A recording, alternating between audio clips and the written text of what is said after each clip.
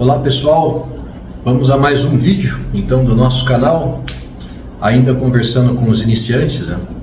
Então beleza, vamos lá, vocês estudaram os 5 pilares fundamentais do aquário plantado, então vocês já sabem no que vocês vão ter que investir. Vocês vão ter que investir então na filtragem, na iluminação, no sistema de substrato fértil. Vocês vão ter que investir em plantas, né, em densidade vegetal para você partir o seu aquário com o máximo de plantas possível. E num bom sistema de CO2, né, um cilindro pressurizado com válvula reguladora, válvula agulha e um bom difusor. Alguns aquários às vezes dependem de outros investimentos adicionais, tá? É uma minoria dentro da população do aquário, é uma minoria de aquaristas que precisam desses equipamentos, mas muitas vezes eles se tornam necessários. Algumas vezes, tá? Isso que fique bem claro, você não precisa se preocupar em sair investindo nesses equipamentos logo de cara. Mas muitas vezes um sistema de RO é necessário. O RO é um sistema de filtragem, vamos dizer assim, né? A grosso modo, basicamente é um filtro químico que ele retém o cátions, ele retém ânions da água, então a água vem mais pura, vem menos carregada de sais, de íons, né? Então você vai precisar de uma osmose reversa, às vezes você pode precisar desse equipamento. Então às vezes você pode precisar da osmose reversa, às vezes, depende de onde você mora, você vai precisar de um chiller. Um chiller é um sistema de resfriamento do aquário, então depende de onde você mora, nordeste do Brasil, aqui na região sudeste também, mas aqui no interior principalmente, acaba esquentando bastante, né? O clima aqui no verão, na primavera, fim do inverno, é muito quente. Então é comum que a temperatura do aquário às vezes alcance 29, 30, 31, e agora nessa época a gente começa a ver fotos de aquaristas mandando foto do termômetro em 35 graus, né? Então é impossível você manter a planta saudável, o aquário bonito, sem problemas, acima de 28 graus. Na minha opinião, assim, na experiência que eu vejo da maioria dos aquaristas, a melhor temperatura para o aquário plantado é entre 24 graus e 26. É a temperatura ótima. Abaixo de 24 já começa a ficar um pouco mais frio, a ponto de você atrair algumas algas, e acima de 26 você começa a acelerar já mais o metabolismo do aquário também. Então depende de onde você mora, pode ser que você precise de um chiller, né? Existem outros sistemas de arrefecimento do aquário, você pode colocar ventoinhas assoprando na superfície do aquário.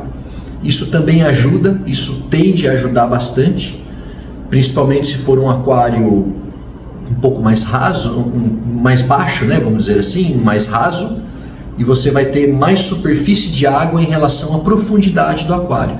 Então as ventoinhas conseguem fazer essa troca de temperatura, o aquário transpira mais, ele evapora mais água, você vai ter que repor água mais vezes, mas isso não é nenhum grande problema, é só uma característica que o seu aquário adquire, né?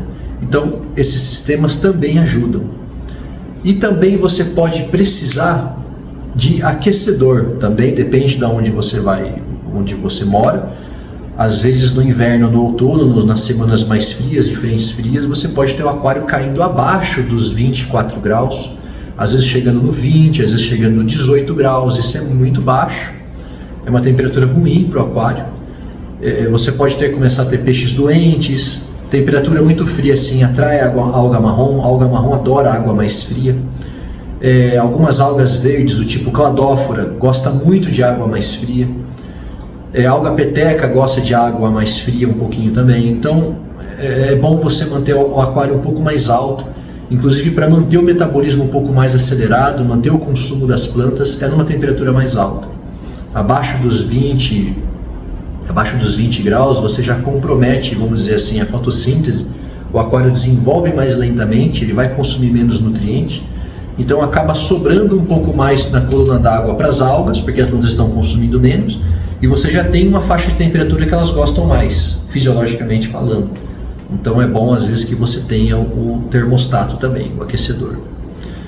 Bom, equipamentos que você não precisa se preocupar, algumas pessoas usam, mas cara, o aquário plantado vive muito bem sem eles.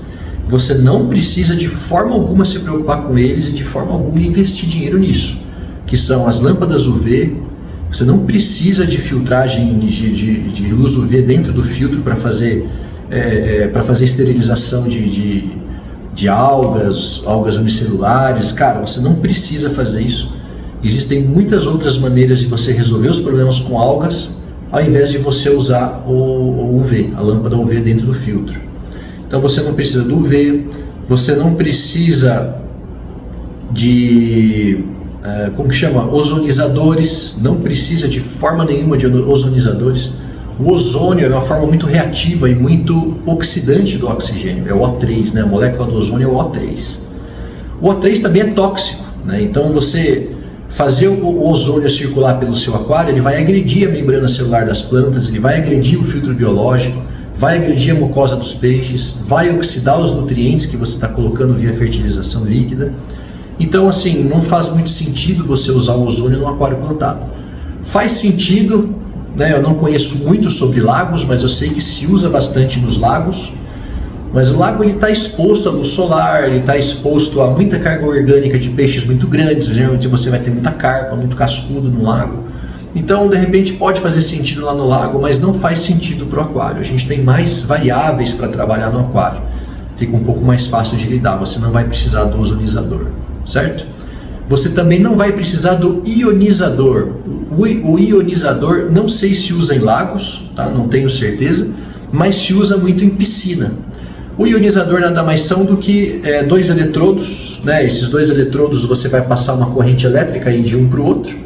Então ele vai fazer uma pequena eletrólise nesse intervalo, pode ser dois eletrodos de ligas diferentes, pode ser, por exemplo, zinco com cobre, pode ser... normalmente é zinco com cobre, ou então ele é feito só de cobre ou feito só de zinco. Então, quando você faz essa pequena eletrólise nos eletrodos, você joga bastante íons desses metais na água. E os íons de cobre e os íons de zinco, eles são muito tóxicos para qualquer coisa dentro do aquário, seja para plantas, seja para os peixes, seja para as bactérias, inclusive as algas. Então, esse tratamento com ionizador dentro do aquário plantado acaba sendo como uma quimioterapia, vamos dizer assim. Você mata um pouco a doença e mata um pouco o hospedeiro também. Então, não há necessidade nenhuma. Existem alguns equipamentos bem populares, né, que eu não posso citar o nome, não quero, aliás, né, que eu não posso, eu não quero, mas eles fazem essa ionização e às vezes fazem até a ozonização também ao mesmo tempo. Não entendo exatamente o que esses equipamentos fazem, mas não é necessário para o aquário plantado também, tá? Então, existem muitas propostas para o aquário plantado de equipamentos. Cara, existe muita coisa. Existe aquecedor inline que vai aquecer a água que vai para o filtro. Aquecedor, então, você coloca na saída do filtro. Existe muita coisa para o aquário. Existe um monte de testes. A gente vai falar sobre os testes também. Quais são os testes que você precisa ter. Existe um monte de tipo de ração para os peixes.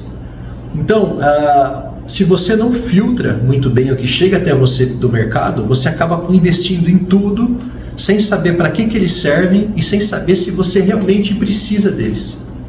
Tá certo?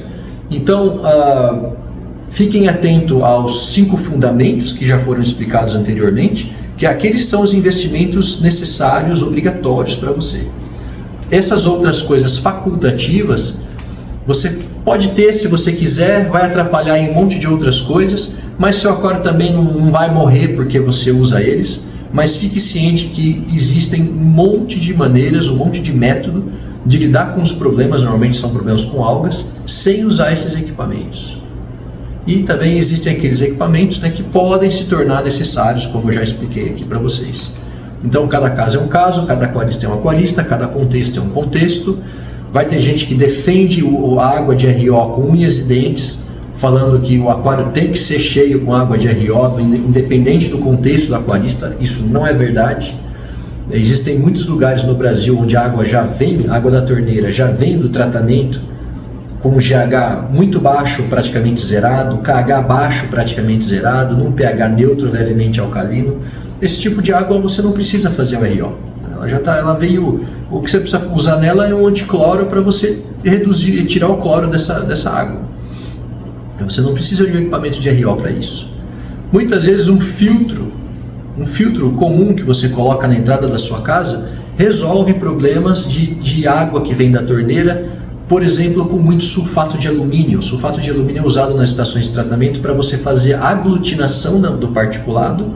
Essa aglutinação decanta e aí depois é removido pelos filtros, né? Só que uma parte passa desse sulfato de alumínio, o sulfato de alumínio é tóxico para o aquário.